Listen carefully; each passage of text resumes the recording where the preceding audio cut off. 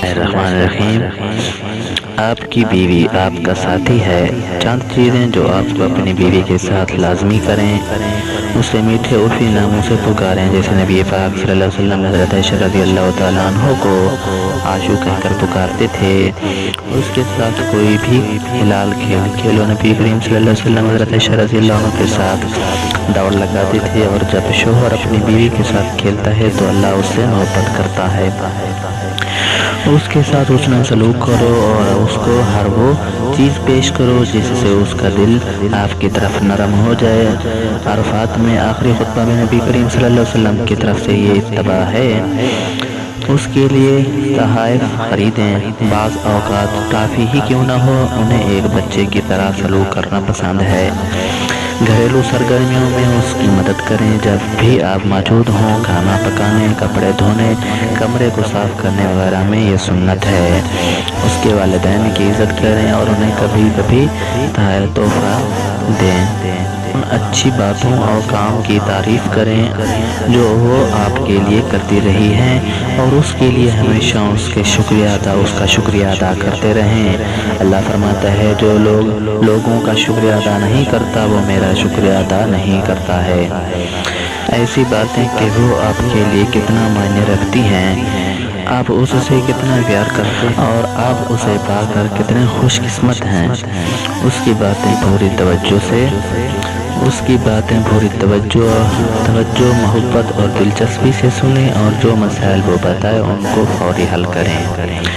اس کو اس کا عیب بتانے سے پہلے اس کی تعریف کریں۔ اچھی خوشیوں اور جسم دونوں یہ سنت ہیں سے ہمیشہ اپنے آپ کو مزین کریں۔ کہ منہ کا میٹھا بول بولیں، خوشبو لگائیں، یہ بھی سنت ہے۔ جب کبھی آپ ساتھ ہوں تو اس کے ساتھ گفتگو کریں۔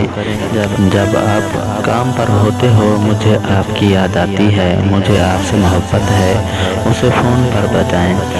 اس کے ساتھ مل کر کام کرتے رہیں، جیسے کھانا پکانا، کھانا، قرآن پاک پڑھنا وغیرہ۔